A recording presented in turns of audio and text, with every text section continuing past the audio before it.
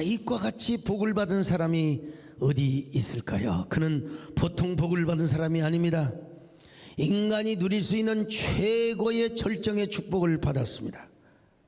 세상에 나타난 그 어떤 통치자와도 비교할 수가 없을 정도로 그는 오고 오는 모든 세대에 다윗은 최고의 하나님의 은혜의 절정을 경험한 사람이구나. 여러분, 우리 성도들의 축복의 모델이 됩니다. 여러분, 모델이 돼요. 그러므로 여러분도 다윗을 여러분의 축복의 롤 모델로 삼으시기를 바랍니다. 여러분뿐만 아니라 여러분 자녀와 후손도 다음 시대에 다윗이 되는 축복이 되시기를 축원합니다. 이를 위해서 다윗의 믿음을 가지시기를 바랍니다. 다윗의 언약을 적용하시기를 바랍니다. 다윗의 축복을 소유하시기를 바랍니다. 그래서 다윗처럼 위대한 언약의 성취자가 되어야 됩니다. 우리 하나님은 어떤 하나님이냐? 은혜 베푸시기를 원하시는 하나님이십니다. 복 주시기를 원하시는 하나님이십니다. 할렐루야. 여호와는 너에게 복을 주시기를 원하며 너를 지키시기를 원하시며 여호와는 그 얼굴을 너를 향하여 드사 은혜와 평강 주시기를 원하노라. 너를 보배롭고 존귀하게 여기시는 하나님이 내 삶 속에서 이 약속을 진실하게 이루시니 땅에 기름진 것을 하늘에 신령한 것으로 너를 복 주시고 지키실 하나님이 너의 영혼 잘되도록 은혜 베푸시며 평강으로 인도하시니. 그런데 여러분, 이런 천하의 다윗에게도 문제가 있었다는 것입니다. 성공의 정상에 오르고 축복의 절정에 오르다 보니까 여러분, 그에게도 틈이 생기고 그에게도 타락이 시작된 것입니다. 그는 하나님을 왕으로 모시고 삼는 로드십 신앙과 신정주의 통치의 신앙을 가지고 정상의 언약에 도달했다면 어느 한순간 다윗도 사람인지라 하나님의 언약을 파괴시켜버리고 말았어요. 다윗은 어느 때부터인가 그의 로드십 신앙이 희미해지고 신정주의 통치 신앙이 여러분 희미해지기 시작했던 것입니다. 그러면서 하나님이 왕이라기보다는 자기 스스로 왕이라는 유혹에 빠져버리게 되어버린 것입니다. 여러분, 육체의 정욕과 쾌락의 달콤한 유혹에 넘어가다 보니까 하나님의 언약을 파기하고 발라차버리고 말았습니다. 그래서 그는 마침내 우리아의 아내 밧세바를 범하게 된 것입니다. 얼마나 초라한 사람이 되었는지, 자 3절로 4절을 같이 봅니다. 시작. 다윗이 사람을 보내 그 여인을 알아보게 하였더니 그가 아뢰되 그는 엘리암의 딸이요 햇사람 우리아의 아내 밧세바가 아니니까 하니 다윗이 전령을 보내어 그 여자를 자기에게로 데려오게 하고 그 여자가 그 부정함을 깨끗하게 하였으므로 더불어 동침하매 그 여자가 자기 집으로 돌아가니라. 여러분, 다윗의 육신이나 우리 육신이나 뭐 다를 바가 없습니다. 그러니까 우리도 조심하지 않고 깨어있지 않으면 우리도 얼마든지 다윗처럼 탈선할 수 있다는 사실을 우리가 알아야 됩니다. 아무리 우리가 큰 축복을 받았어도 타락하게 되면 누구나 원점으로 돌아간다는 사실을 다윗을 통해서 우리에게 보여주고 있습니다. 여러분, 하나님은 언제나 우리에게 언약의 하나님이라는 사실을 가르쳐 주셨습니다. 그러게 하나님 언약을 붙잡고 나가면 반드시 다윗처럼 언약의 성취자가 된다는 사실을 우리는 깨닫습니다. 다윗뿐만 아니라 오늘도 축복의 절정에 오르기 위해서는 하나님의 언약을 붙잡고 나갈 때 우리는 저 애굽강에서 유브라데 강까지 얼마든지 하나님의 언약을 이룰 수 있는 사람이 될 수 있다는 것이죠.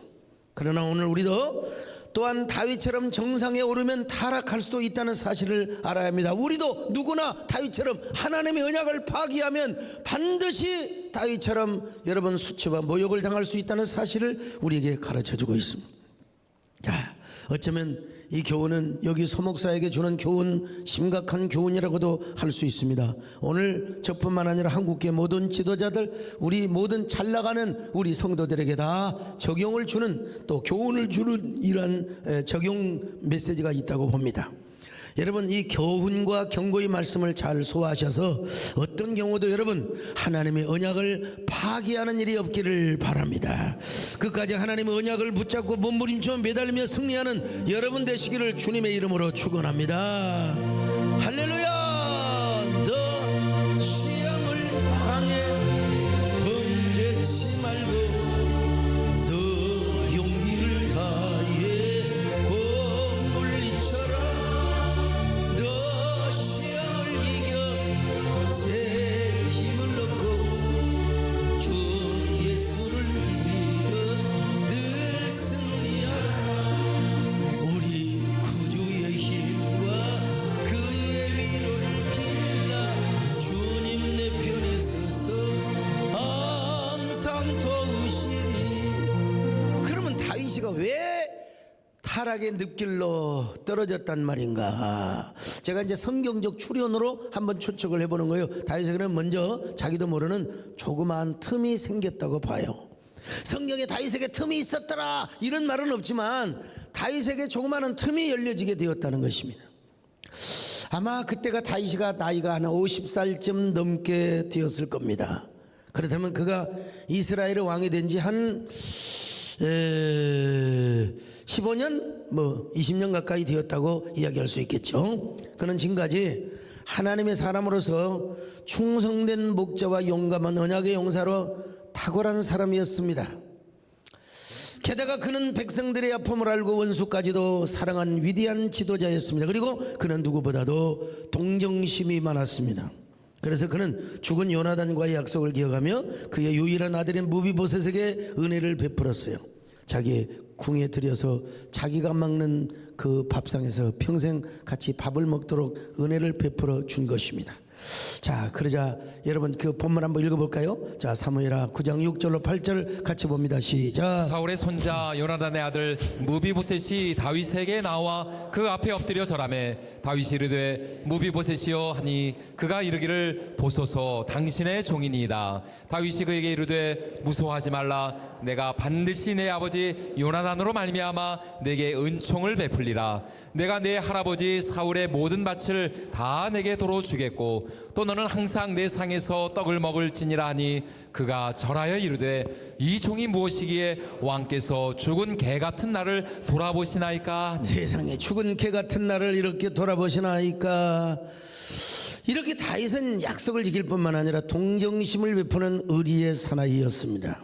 그리고 그는 또한 시상이 풍성해서 온갖 깊은 영감의 시를 많이 지었습니다. 얼마나 하나님을 찬양했는지 몰라요. 그리고 영광스러운 노래를 백성들에게 들려주고 부르게 한 것입니다. 그런데 이런 다윗이 하루아침에 무너졌으니 얼마나 허망하고 허탈할 일이겠습니까?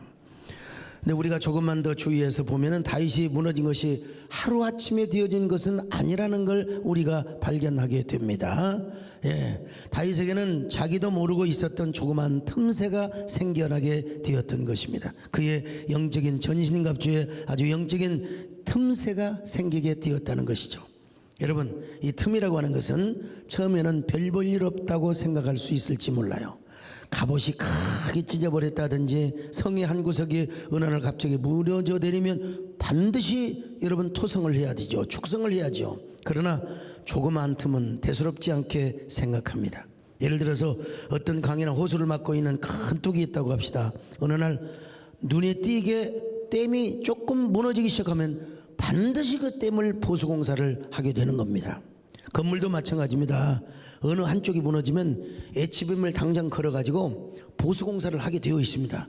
보완공사를 하게 되어 있는 것입니다. 근데 약간 금이 간 것은, 트랙이 간 것은 크랙이 간 것은 별로 그렇게 중요하게 여기지를 않습니다. 다윗도 그의 영적인 전신갑주, 즉 다윗의 영혼의 지성조를 지키고 있었던 삶이나 육체에 현저하게 무너진 것이 아니라 조그만 틈이 생겼어요. 이 틈은 5년, 10년, 15년, 20년 이런 식으로 틈이 조금씩 벌어지고 있었습니다. 그래서 다윗을 느슨하게 하고 육체의 정욕에 순간적으로 하는 것이 아니라 조금씩 느슨하게 되어졌다는 것입니다. 자, 다윗에게 생긴 육체의 틈이 무엇인가? 성경에 이것이 틈이다 그렇게 말하지는 않지만 제가 추론하여 볼 때, 자, 어디 한번 보세요. 사무엘하 5장 13절을 같이 볼까요? 시작. 다윗이 헤브론에서 올라온 후에 예루살렘에서 처첩들을 더 두었으므로 아들과 딸들이 또 다윗에게서 나니. 여자를 많이 소유했다. 예. 여러분, 다윗은요, 사울에게 쫓겨다니면서도 아내를 둘이나 얻었고, 헤브론에서 왕이 되기까지, 유다 지파의 왕이 되었을 때 7명의 아내를 두었습니다. 그 이름은 아히노암, 아비가일, 마아가, 핫깃, 아비달, 에글라, 미갈 등이었습니다, 여러분. 그런데 다윗은 또 예루살렘에 와서도 더 많은 처첩들을 거느리게 됩니다. 10수명의 아내를 거느리고 있었던 거예요. 이것이 다윗의 틈이 아니었는가 조심스럽게 제가 살펴보는 것입니다. 물론 고대 근록에서는 왕의 후궁들을 많이 두고 왕손을 많이 생산해야 군왕의 위엄과 위상이 높아진다고 생각을 했습니다. 그렇지만 아내를 너무 많이 둔 것이 분명히 다윗에게는 틈이 되었다고 저는 봅니다. 솔로몬이 그랬지 않습니까? 너무나 많은 아내들을 두어서 그 아내 때문에 결국 멸망을 하게 된 거죠. 더 정확히 말하면 하나님의 말씀에 불순종을 했다고 할 수가 있습니다. 신명기 17장을 보면은 이스라엘의 왕이 될 사람들에게 교훈을 주는 내용이 있는데 금기시하는 3가지 명령이 있어요. 그 중에 하나가 처첩들을 많이 두지 말라고 여러분 모세를 통하여 교훈해 주었어요. 자, 신명기 17장 16절로 17절을 같이 보십니다. 시작. 그는 병마를 많이 두지 말 것이요 병마를 많이 얻으려고 그 백성을 애굽으로 돌아가게 하지 말 것이니 이는 여호와께서 너희에게 이르시기를 너희가 이후에는 그 길로 다시 돌아가지 말 것이라 하셨음이며 그에게 아내를 많이 두어 그의 마음이 미혹되게 하지 말 것이며 자기를 위하여 은금을 많이 쌓지 말 것이니라. 여러분, 첫째는 병마를 많이 두지 말라는 것입니다. 둘째는 아내를 많이 축적하지 말라는 것입니다. 셋째는 자기 자신을 위해서 은금을 많이 쌓아두지 말라고. 다윗은 2가지, 다시 말하면 첫 번째 명령과 세 번째 명령은 어느 정도 지켰다고 할 수 있는데 그가 2번째 명령을 순전하게 지키지를 못했었던 것입니다. 결코 그의 육신의 욕망은 줄어들지 않았습니다. 그래서 아내를 수몇 명이나 여러분 얻었는데 사실 다윗은 여러분 참 겸손하고 아주 성령 충만한 삶을 살았던 사람이요, 하나님밖에 몰랐어요. 골리앗을 쳐부술 때부터 지금까지 얼마나 기나긴 인내의 세월을 붙잡고 하나님을 붙잡고 나아갔는지 모릅니다. 수많은 전쟁에서 승리를 거두었고 도무지 패배를 몰랐던 언약의 용사였습니다. 강력한 국방, 위대한 경제 부흥, 하나님의 성전을 지으려고 했던 그 강렬한 열망, 무엇보다도 그의 내면에는 신정주의와 로드십 신앙이 가득했던 것입니다. 그래서 그는 이스라엘의 영토를 10배 이상으로 확장시키고 통치하게 되었습니다. 여러분, 이런 왕을 누가 비난할 수 있겠습니까?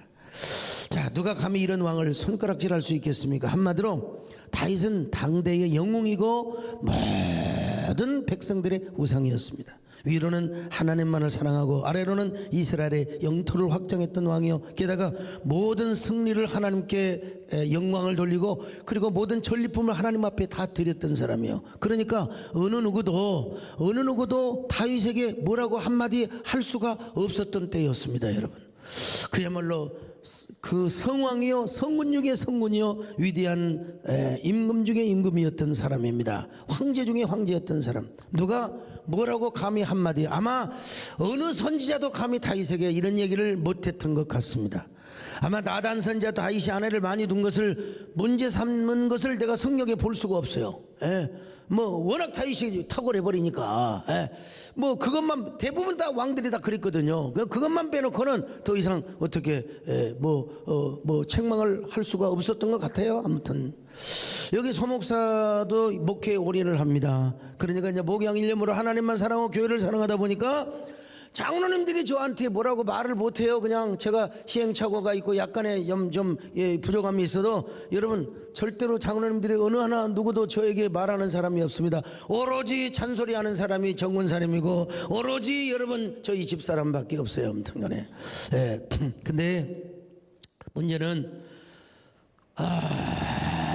다윗이가 아내를 많이 두게 된 것이 다윗왕의 마음을 주님께로부터 서서히 벌어지게 하지 않았는가, 이런 추론을 제가 한번 해보는 거예요. 아무래도 여자들이 적었을 때보다 많았을 때 주님을 향한 다윗의 간절함이 식어졌다고 우리는 합리적 추론을 해볼 수밖에 없는 거죠. 예. 더구나 다윗이 옛날에는 전쟁하느라 싸우기 바빴지만 지금은 쉴 수 있는 때입니다. 그래서 조금은 아니래요. 편안하게 쉴 수 있어요. 모든 제국을 다 엎어버리고 주위의 모든 나라가 다윗에게 고개를 숙이고 조공을 바치는 상황이란 말이죠. 그러니까 아무래도 다윗이 조금은 아니라고 느슨해졌다고 할 수 있습니다. 그러면 다윗은 다윗을 향한 마음보다, 아니 하나님을 향한 마음보다 다윗은 자신의 후궁들과 인생을 즐기며 느슨한 삶을 살았다고 그렇게 우리가 추론을 할 수가 있어요. 그러다 보니까 다윗의 근신하는 마음이 좀 떨어진 거예요. 깨어 기도하며 찬양하며 하나님의 말씀을 묵상하고 주님을 향한 간절한 마음이 덜해졌지 않나, 이런 생각을 해봅니다. 이것이 바로 다윗의 영적인 틈이 된 것입니다. 그에게 유혹이 다가올수록 허용했던 조그만 틈이 된 것입니다. 결국 그 조그만 틈으로 말미암아 다윗이 무너지고 그리고 자빠졌던 것입니다. 그러므로 오늘 우리도 이 틈을 조심해야 됩니다.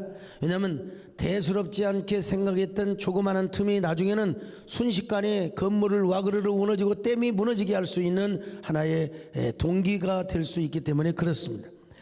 그것들이 처음에는 아무것도 아닌 것처럼 보이지만 나중에는 우리 형편을 심각하게 만들 수 있다고 하는 거예요. 우리를 넘어지게 하고 자빠질 수 있어요. 자, 오늘 우리의 틈은 무엇인가? 우리와 하나님과의 틈을 벌어지게 하는 그 틈은 무엇인가? 여러분, 그것이 동력인가? 그것이 게으름인가? 그것이 명예인가? 돈인가? 사람인가? 뭐 여러 가지 이성 문제인가? 아니면 여러 가지 그 취미가 너무 강하다 보면 여러분 주님보다 더 사랑할 수가 있게 되는 거죠. 어쨌든 우리는 그 틈을 막아야 합니다. 오늘 여러분도 틈이 있으면 그 틈을 본드로 땜빵하시기를 바랍니다. 시멘트로 땜빵하시기를 바랍니다. HBM을 거시기를 바랍니다. 만약 그렇게 하지 않으면 5년 후에 10년 후에 우리가 어떻게 넘어질지도 모른다는 사실을 생각해 봐야 돼요. 여러분, 이 밤에 영적인 틈을 잘 막아 놓으시기를 주님의 이름으로 축원합니다. 너 시험을 이겨 채지치 말고 이 용기를 다해 본물리처럼 너 시험을 이겨 새 힘을 얻고 주 예수를 믿어 늘 승리하라. 우리 구주의 힘과 그의 위로를 빌라. 주님 내 편에 서서 항상 도우시리.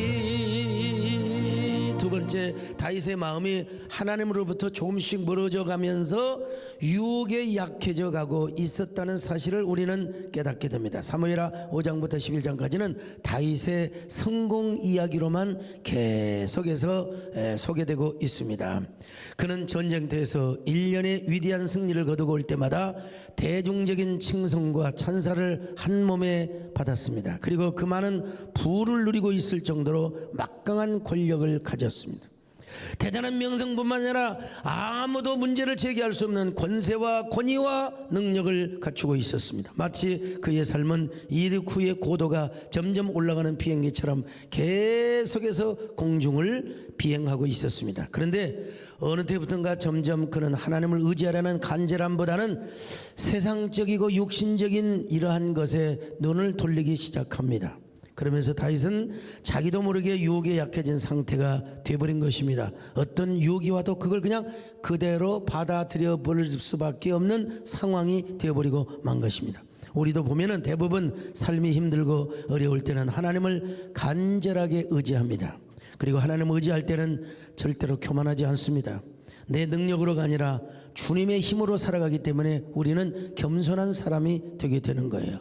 그런데 그것도 잠시 조금 잘 나가는가 싶으면 자기도 모르게 자만심에 빠집니다. 하나님의 은혜로 그렇게 된 줄도 모르고 여러분 이상하게 조심하는 마음도 없어지고 그리고 자칫 자만하거나 방종할 수가 있게 되는 거죠. 그러니까 이것이 바로 우리의 영적인 전신갑주에 조그만한 틈이 생기게 되는 거예요. 우리가 죄의 유혹으로 약한 상태가 되는 것입니다. 그런데 이것은 타락한 본성을 가진 아담과 하와의 후손이라면 누구도 예외가 없습니다. 진정한 성공은 하나님의 사람이 되어서 살아가는 거잖아요. 진정한 영적인 성공은 하나님의 사람으로 빚어져 가는 것이지, 부와 명예와 권세가 다 하나님의 사람이 받는 축복이라고 할 수는 없습니다. 그래서 우리가 그렇게 하잖아요. 여러분, 주님 없이는 우리가 살 수가 없습니다. 주님 없이는 우리가 숨 쉴 수도 없습니다. 여러분, 주님 없는 성공은 오히려 우리에게 낭패의 실패를 가져다 주고 오히려 심판의 길로 인도한다고 여러분 말씀하지 않습니까? 나는 주님 없이는 살 수가 없습니다. 주님이 도와주셔야 합니다. 주님 없이도 잘 사는 것은 오히려 나를 망하게 합니다. 주님 없이 살 수가 없습니다. 주님이 도와주셔야 합니다. 주님 한 분만으로 나는 만족합니다. 주님만 있으면 됩니다. 주님 없는 기쁨은 오히려 나를 심판의 길로 인도합니다. 주님 없이는 살 수가 없습니다. 주님이 도와주셔야 합니다. 여러분, 진정한 하나님의 사람이 되지 않고 이런 모든 세상의 부와 성공은 성령 말씀대로 육신의 정욕과 안목의 정욕과 이생의 자랑밖에 안 되는 겁니다. 그러므로 성공의 본질은 누가 뭐라 해도 우리가 진정한 하나님의 사람이 되는 것입니다. 세상의 부와 명성과 권력은 보너스에 불과하는 것입니다. 성공은 부차적인 것에 불과해요. 여러분, 우리가 본질에 하나님의 사람으로 빚어지고 하나님의 사람으로 우뚝 서는 게 이거 진정한 성공인 줄로 믿습니다. 하나님의 사람이 되어서 하나님을 기쁘시게 하고 하나님께 영광 돌리게 하는 거, 이게 진짜 성공입니다. 그러니까 로드십 신앙과 신정주의 신앙을 가지고 있는 사람은 다 그런 삶을 살게 되어 있는 겁니다. 그런데 타락한 인간의 본성이 그렇게 살지 못하도록 우리를 자극하고 유혹하고 우리를 계속해서 부채질을 한단 말이죠. 정상에 올라가 보니까 영광도 대단하거든요. 정상에서 누리는 부와 명성과 권력이 정말 대단하게 보이거든요. 여러분, 오늘 중부협회 세미나 때 그런 얘기를 하다가 그냥 참았어요. 예. 보면은 나도 혹시 그럴까 싶어서 하나님께서는 코로나 때 뒷마당 총회장을 하게 하셔서 그런 맛을 전혀 못 느꼈습니다만은, 여러분, 이게 쭉 보면은 그렇게 은혜를 베풀고 그렇게 사랑을 베풀고 공의를 베풀어도 몰라요. 전혀 몰라. 전혀 모르는 사람들 있는 걸 보면 참 야 허허 하고 웃음이 나오는 것을 보게 됩니다. 정상에 올라가 보니까 이게요, 천상천하의 유아 독존이 되는 거예요. 정상에서 누리는 부와 명성과 권력이 대단해 보이거든요. 그래서 여러분, 한마디로 영적인 사람에서 육체의 사람이 되고 막 독불장군이 되고 막 유아독존의 사람이 되는 걸 보게 돼요. 그래서 우리 하나님이 우리로 하여금 이걸 조심하도록 우리에게 그처럼 많은 훈련과 연단을 시키시는 이유가 거기에 있는 것입니다. 다윗에게도 그런 훈련을 지도하게 시키신 거예요. 나는 하나님밖에 없습니다. 난 주님이 없으면 숨 쉴 수도 없습니다. 주님, 내가 그런 사람이 되게 하여 주시옵소서. 원래 다윗이가 그런 사람이었다고. 여러분, 우리도 이런 사람이 되시기를 축원합니다. 나는 주님 없이는 숨 쉴 수 없습니다. 주님이 도와주셔야 합니다. 주님 없이도 잘 사는 것은 오히려 나를 숨막히게 합니다. 나는 주님 없이는 숨 쉴 수 없습니다. 주님이 사랑해 주셔야 합니다. 주님 한 분만으로 나는 만족합니다. 주님만 있으면 됩니다.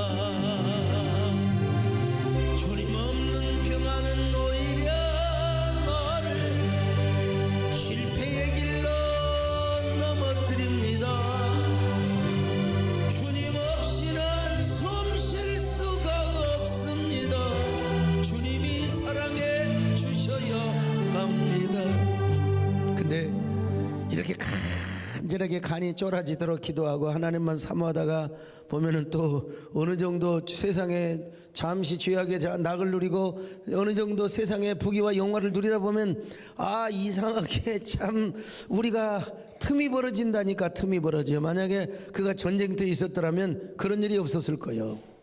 근데 지금 다윗은 너무나 한가해. 모든 걸 다 이뤄놔서 이제 부하들에게 지시만 하면 되는 겁니다. 자신은 더 이상 전쟁터에 나갈 필요가 없고 낮잠을 잤다는 거예요. 낮잠을. 아직도 저는 낮잠을 자는데 익숙하지가 않습니다. 부디 제발 낮잠 자는 게 소원입니다만은 어떻든 간에 다윗이가 화살을 빗발치고 그냥 창이 날아다니는 전쟁터에 있었다면 절대로 아니라거나 나태할 수가 없었겠죠. 늘 마음이 불안하고 긴장이 됐을 것입니다. 그런데 그는 지금 한가롭게 침실에서 낮잠을 자고 있었습니다. 유혹은 언제 오느냐? 바쁠 때 오지 않습니다. 거의 한가할 때 오게 됩니다. 하는 일이 없이 빈둥빈둥 돌 때 여기 끼웃거리고 저기 끼웃거리고 우리는 인생에 뭔가 새로운 것이 없나, 마음의 향락과 육신의 쾌락을 생각하게 되는 것, 좀 더 자극적인 것이 없나, 좀 더 우리 육신을 즐겁게 하는 것이 없나. 그러나 일상이 바쁘거나 시간에 쫓겨다니면 거의 그럴 일이 없습니다. 다윗이 전쟁터에 있었다면 그럴 일이 없어요. 근데 지금 다윗은 대낮에도 남는 게 시간이요. 그래서 침실에서 낮잠을 잔 것입니다. 아마 그의 침실은 호화스럽게 장식이 되어 있었을 것입니다. 벽에는 아름답게 수놓은 두터운 휘장이 아마 달려 있었을 것이고, 창문에는 화려하게 아로새긴 나무 창틀이 있었고, 계절은 바람 좋은 시기였을 것입니다.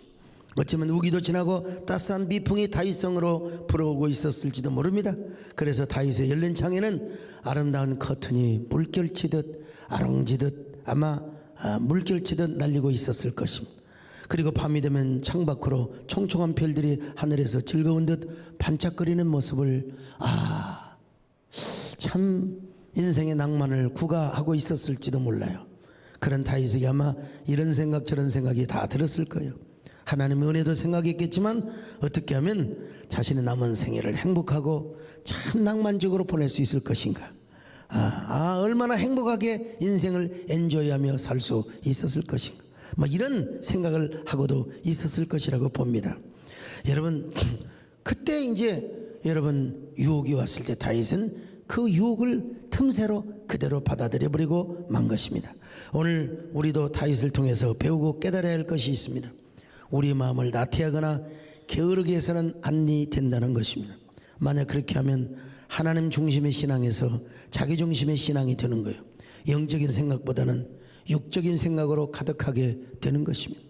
그래서 하나님 앞에 나가서 기도하고 찬양하는 것보다 이제는 육신의 평안함과 안일함을 추구하게 되는 거예요. 하나님을 향한 간절함보다는 어떻게 하면 인생을 엔조이하고 행복하게 살 것인가에 집중을 하게 되는 것입니다. 그러다 보면 결국 마음은 육신의 방종을 따라가게 되어 있고 유혹이 왔을 때 비참하게 무너지게 되는 거란 말입니다.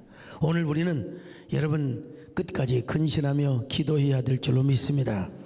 늘 깨어서 기도하시기를 바랍니다.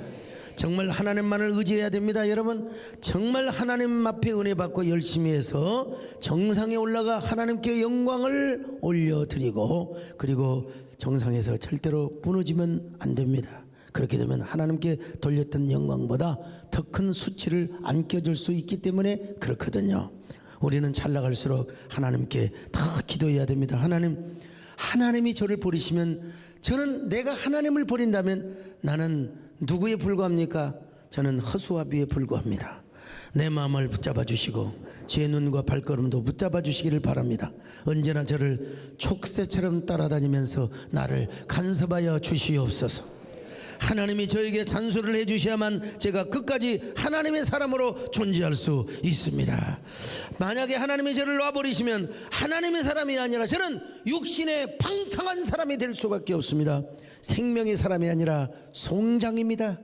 영적인 소위 말하면 한센 환자가 될 수밖에 없습니다. 그러니 제발 저를 붙잡아 주시기를 바랍니다. 그러면서 여러분 눈물로 기도해야 됩니다. 이것이 우리가 사는 비결 중에 하나가 되는 것입니다. 주님, 저는 주님 없이는 숨 쉴 수가 없습니다.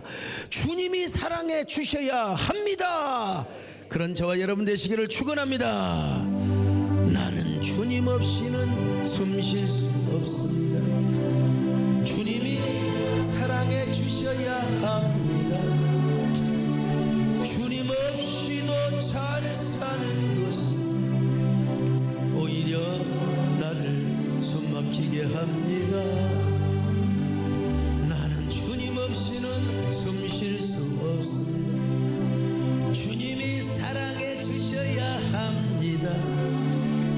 주님 한 분만으로 나는 만족합니다. 주님만 있으면 됩니다.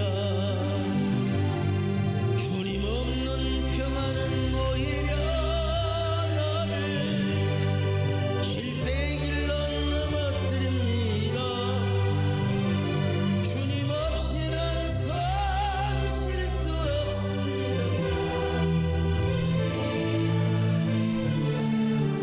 자, 세 번째는 뭐냐? 이제 조언자가 좀 없었지 않나 싶어요. 뭐 조언자가 없었다고 성경에 뚜렷하게 이야기하고 있지는 않습니다. 예. 네. 아마 모르긴 몰라도 다윗은 선지자를 조금 덜 가까이 했지 않나, 이런 한번 추측을 해보는 것입니다. 어렵고 힘든 과정에서 여러분 나단 선지자와 얼마나 의논을 많이 했습니까? 그런데 이 이후로는 다윗이 아주 잘 나가고 막 형통할 때는 여러분 선지자에 대한 기록이 없어요. 나중에 죄를 짓고 나단 선지자가 와서 책망을 했지만 아마 보통 때는 추론으로 보았어. 여러분 추측해 보건대 나단 선지자와 별로 가깝지 않았던 걸 보게 됩니다. 물론 뭐 갓 선지자가 나중에 와서 예언하고 해요. 근데 그건 다윗의 말년이고 이제 혼난 다음에 그런 것이고, 어쨌든 조언해 줄 사람이 좀 없었지 않나 싶습니다. 나단 선지자가 왕위에 조언을 하러 찾아갔어도 아마 다윗이 그 기회를 안 줬을지도 또 몰라요. 여러분 아주 훌륭한 목사님이 계시는데 우리나라에 훌륭한 장로님이 그 목사님께 가서 좀 조언을 하려고 했대요. 충고를 하려고 했대요. 막 너무 그냥 권위적이고 그래서. 그런데 목사님 눈치가 더 빨라가지고 그 장로님이 예약된 시간 30분 동안 계속해서 그 장로님을 칭찬해버린 거예요. 장로님께서는 이렇고 장로님께서는 이렇게 해가지고 칭찬을 듣다 보니까 한마디도 못하고 다시 돌아왔다는 얘기를 내가 들은 적이 있어요. 누구라고 말할 수는 없지만. 그러니까 아마 나단 선지자가 왔는데도 막 나단 선지자를 얼마나 칭찬을 했는지 몰라. 그건 뭐 성경에 나와 있지는 않으니까 어디까지나 추론입니다만은, 성경에 보면요, 우시야 왕이 스가랴 선지자가 있을 때는 하나님을 겸손히 섬기고 하나님의 말씀도 배우며 조언도 들었습니다. 그런데 그 선지자가 죽고 나니까 우시야 왕이 교만해졌던 거, 그래서 결국 그 왕은 여러분 한센병에 들려버리고 말았습니다. 자, 역대하 26장 4절로 5절을 봅니다. 시작. 우시야가 그의 아버지 아마샤의 모든 행위대로 여호와 보시기에 정직하게 행하며 하나님의 묵시를 밝히 하는 스가랴가 사는 날에 하나님을 찾았고 그가 여호와를 찾을 동안에는 하나님이 형통하게 하셨더라. 그러니까 이 스가랴 선지자가 우시야와 함께하는 날 동안은 우시야가 하나님 앞에 형통하였다는 이야기를 하고 있는 것입니다. 그러나 조언하는 선지자 죽으니까 교만해진 거예요. 이건 뭐 성경에서 뭐 그냥 그대로 나와 있는 겁니다, 여러분. 조언자가 중요한 거예요. 우리 정권사님 조언자지요. 정권사님이 무슨 말을 하시는가 제가 이렇게 주의를 보는데, 잔소리는 싫어요. 잔소리는 싫고 아이고 이렇다네 저렇다네 그런 것보다는 저한테 영적으로 영혼의 충고의 메시지를 주는 건 제가 아멘 하죠.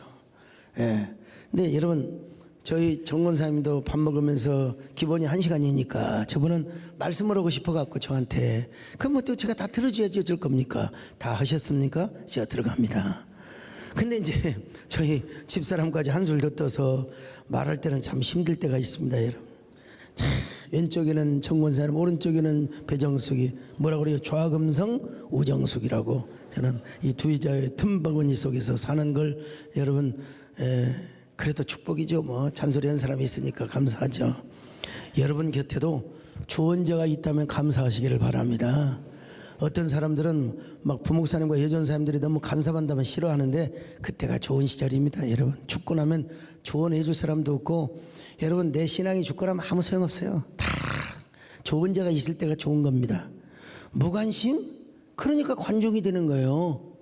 관심 가져줄 때 좋다고 생각하면서 여러분 관심을 받으며 살아가시기를 바랍니다. 여러분 곁에서 여러분 잘 되라고 조언하는 사람이 있으면 얼마나 감사합니까? 오늘 여러분이 넘어지지 않고 무너지지 않는 것은 그 조언자가 있기 때문이라고 확신을 하는 겁니다. 여러분 모두 이런 사람 되시기를 축원합니다. 그 다음에 이제 마지막 중요한 게 뭐냐면 다윗이 보지 말아야 될 것을 봤어요. 앞에서도 말씀드린 것처럼 다윗은 전쟁터가 아니라 침실에 있었거든요. 어쩌면 그는 침대 커버를 뭉개놓고 기저귀를 몇 번이나 키며 하품을 했을지 모릅니다. 그러면서 그는 방 안을 둘러보았을 거예요. 분명 더 이상 잠은 오지 않은 것 같고, 뿐만 아니라 뭐라고 할까요? 바쁘고 생산적인 사람이 느끼는 피곤함이 더 이상 느껴지지 않았습니다. 그래서 아마도 그의 삶에 무료함이 느껴졌을지도 모르겠습니다. 일상으로부터 일탈하고 싶은 마음이 느껴졌는지도 몰라요. 그래서 좀 산책을 하는 게 좋겠다고 생각했습니다. 바깥 공기가 얼마나 상쾌한지 몰라요. 그래서 그는 휘장을 옆으로 밀치며 지붕 위로 나아갔습니다. 당시 이스라엘의 왕궁 2층에는 침실이 있었고, 그리고 침실 문을 열고 나가면 넓은 발코니 같은, 요즘 말하면 좀 넓은 테라스 하우스라고 하면 되겠죠. 테라스 같은 것이 있었습니다. 자, 왕궁이었기 때문에 발코니가 굉장히 넓었을 것이고, 우아하게 장식도 많이 거기에 나무도 심겨져 있을 것이고 꽃 향초도 아마 심겨져 있었을 것입니다. 아마 다윗도 그날뿐만 아니라 평상시에도 그때쯤만 되면 낮잠을 자고 일어나서 옥상을 걸었을 가능성이 농후합니다. 그런데 다윗의 왕궁은 시온산 언덕 제일 높은 곳에 있었거든요. 그리고 그 아래로는 공을 세운 대로 신하들의 집이 쫙 있었어요. 요압의 집부터 쫙 있어갖고 우리야도 33인 안에 들어갔거든요. 계단식으로 1등 공신에서부터 2등 3등 공신이 쫙 있어.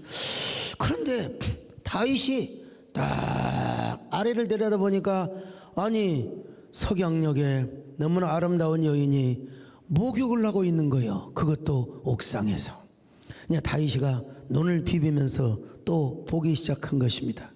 너무나 매력적이고 너무나 우아하고 너무나 섹시하게 보인 거예요. 자, 사무엘하 11장 2절을 같이 보십니다. 시작. 저녁 때 다윗이 그의 침상에서 일어나 왕궁 옥상에서 거닐다가 그곳에서 보니 한 여인이 목욕을 하는데 심히 아름다워 보이는지라. 자, 여러분 심히 아름답게 보이는 순간 에라이 짜크사 보지 말할 것을 봤지, 에이씨 걔를 재수 없어. 그리고 여러분 하나님 앞에 성서로 달려가서 하나님께 기도했으면 얼마나 좋았겠습니까?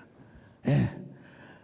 여러분 요셉도 그랬지 않습니까? 보디발 아내가 누구말 맡아나 정말 겉옷을 벗으면서 여러분 그렇게 유혹을 했을 때 여러분 다윗은 어디로 도망을 가야 했겠습니까? 여러분 요셉이가 밖으로 도망가야 했던 것처럼 지금 다윗은 어디로 도망가요? 하나님의 언약궤 앞으로 가서, 하나님 제가 못 볼 것을 봤습니다. 세상에 어떤 여자가 한밤중도 아니고 석양역에 목욕을 하고 있네요. 제 눈에 비춰진 그 여자의 몸매가 얼마나 아름다운지 모르겠습니다. 하나님 미쳐버리겠습니다. 좀 도와주십시오. 하나님 제 뇌리에서 깡그리 그 여자의 모습이 잃어버리게 도와주시고 잊혀지게 하시고 지워지게 하시고 내 마음의 정욕에 물거품처럼 사라지게 하여 주시옵소서. 주여 도와주시기를 바랍니다. 아멘이 하나도 없네요. 아무튼요. 여러분 그렇게 기도를 했어야죠. 그리고 그 여자가 생각이 나면, 사탄아 내 뒤로 물러가라. 뒤로 물러가면 또 뒤에서 유혹하니까, 사탄아 너는 내 앞에서 물러갈지어다, 이렇게 했으면 좋았을 텐데, 그리고 그렇게 기도하다가 자기 마누라들 중에 10몇 명 있잖아요. 그 여자 중에 한 사람에게 들어갔으면 이런 일은 없었을 거예요. 그런데 다윗이가 이 여자를 한 번 보고 두 번 보고 세 번 보고 네 번 보고, 여러분 그런 노래가 있잖아요. 한 번 보고 두 번 보고 자꾸만 보고 싶네 짠짜잔짠짜자자자자자잔짠짜. 여러분 자기 마음을 통제하지 못한 거예요. 그러다 보니까 그래 다윗이 병 가는 순간 이미 마음속에 죄를 짓게 된 거예요. 그래서 마음속에 작심을 하고 신하를 보내서 그 여자가 도대체 누구인가를 좀 알아보게 했습니다. 그래서 신하가 이렇게 말합니다. 그 여자는 엘리암의 딸이요 햇사람 우리아의 아내 바세바가 아닙니까? 자, 한번 11장 3절 같이 봅니다. 시작. 다윗이 사람을 보내 그 여인을 알아보게 하였더니 그가 아뢰되 그는 엘리암의 딸이요 햇사람 우리아의 아내 바세바가 아니니까. 여러분, 이 말이 무슨 말입니까? 은근하게 경고를 주는 거예요. 그 여인이야말로 엘리암의 딸이요 햇사람 우리아의 아내 바세바, 우리 다윗 왕의 충성스러운 신하의 부인이 아니겠습니까? 라고 여러분 지금 분명하게 출신 성분을, 관능 성명을 다 지금 대주고 있는 것입니다. 왕이시여, 그 여자는 엘리암의 딸이고 왕의 충직한 신하는 우리아의 아내 바세바가 아닙니까? 유부녀가 아닙니까? 당신의 진정으로 충성스러운 신하의 부인이 아니겠습니까? 여러분, 아주 신하가 지혜롭게 대답을 해주었습니다. 그러면 다윗이가 알았느니라, 내가 그에게 상을 주려고 한 것이니라, 이렇게 닥시티미를 떼고 하나님 앞에 나갔어야죠. 하나님 언약궤 앞에 나가서 하나님, 이 미친놈이 신하의 아내와 음령을 하려고 했습니다. 하나님, 제 생각과 마음으로 하나님 지은 죄를 용서해 주시길 바랍니다. 하나님, 없는 걸로 해 주시기를 바랍니다. 이렇게 지나가면 끝날 수 있는 거예요. 다윗은 그것을 끝내 못 이기고 끝없는 욕망에 놓여 포로의 바다로 헤엄쳐 가고 말았습니다. 그때는 이제 누구의 말도 그의 귀에 들어오지 않았습니다. 그리고 하나님이 말씀하신 계명이 비현실적으로 느껴진 거예요. 옛날에는 하나님이 그의 곁에 계셨지만 그때부터는 하나님이 옆에 안 계신 것처럼 애써 하나님을 부인하기 시작했습니다. 하나님의 임재를 부인하기 시작했어요. 하나님, 잠깐 저기에 계시기를 바랍니다. 그러면서 자신의 죄를 합리화하는 것입니다. 육신이 원해서 그러는 건데 그것도 죄인가? 그리고 내가 왕인데 이 정도는 하나님이 눈 감아 주시지 않겠는가? 그리고 보는 사람이 없는 가운데 죄를 지으면 하나님도 감쪽같이 아마 봐주실 거야. 그래서 혹시 바세바와 가늠한다 하더라도 비밀만 유지된다면 하나님도 눈 감아 주시겠지. 대신 우리아에게는 내가 특별 승진으로 보상해 주면 될 것 아닌가, 이렇게 하면서 자신의 마음을 위무시켰던 것입니다. 그래서 바로 종을 시켜서, 정말로 자기밖에 충직한 종을 시켜서 이제 바세바를 데려오도록 한 겁니다. 뭐 충직한 신하에게 바세바를 데려와서 잠을 자겠다고 얘기를 했겠습니까? 뭐 하여간 상을 내린다고 그런 말을 했을지도 모르겠습니다. 아무튼 간에 그러나 그날 밤 엄청난 죄와 저주와 불행의 씨를 뿌리고 만 것입니다. 그래서 이 일로 인하여 다윗이 얼마나 고통스러워했는지, 얼마나 회개를 했는지 여러분, 시편 6편 6절을 보면은 뭐라고 합니까? 밤마다 눈물로 내 침상을 띄우며 내 요를 적시나이다. 자, 시편 6편 6절입니다. 시작. 내가 탄식함으로 피곤하여 밤마다 눈물로 내 침상을 띄우며 내 요를 적시나이다. 여러분요, 사실 얼마나 다시 눈물을 흘렸으면 침상을 띄웠겠습니까? 눈물이 바켓으로 그냥 침상을 부었겠습니까? 아마 오줌을 싸듯 쌌겠습니까? 과장법이긴 하지만 그만큼 하나님 앞에 눈물을 흘리며 주님 앞에 회개했다는 것입니다. 내가 탄식함으로 피곤하여 밤마다 눈물로 내 침상을 띄우며 내 요를 적시나이다.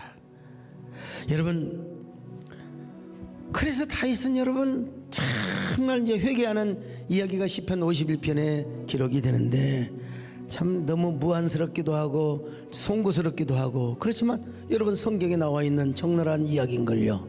그래서 다윗이가 어떻게 하나님 앞에 회개했는가, 또 어떻게 다윗은 회복하고 다시 절정의 언약을 성취하게 되었단 말인가. 여러분, 너무나 중요한 말씀인데 오늘 그 이야기를 다 할 수는 없고요, 다음 시간을 기대하시기를 바랍니다. 주여, 우리의 죄를 용서하여 주옵소서. 주여, 우리의 죄를 용서하여 주소서. 지난 날의 잘못을 사하여 주옵소서. 주여, 우리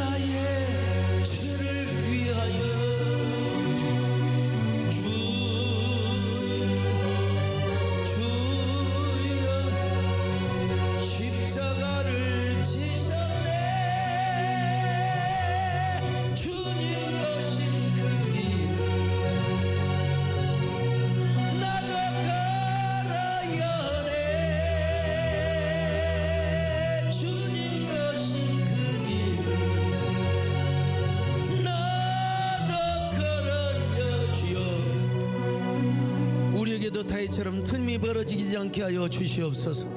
하나님으로부터 우리 마음이 멀어지지 않게 하여 주옵소서. 유혹에 빠지지 않게 하여 주옵소서. 좋은 죄를 가까이 두게 하여 주옵소서. 하나님의 말씀을 가까이 모시게 하여 주옵소서. 보지 못할 것을 보지 않게 하여 주옵소서. 보지 못할 것을 보더라도 당장 눈을 돌려버리게 하여 주옵소서. 하나님께 와서 엎드리게 하여 주옵소서. 오늘 우리 아버지 하나님의 언약을 파괴하지 않게 하여 주옵소서. 절적의 언약을 성취하며 그 고도의 정상에서 그 위대한 하나님의 언약을 파괴하지 않도록 우리를 축복하여 주시옵소서. 주여 부르고 기도하십니다. 주여.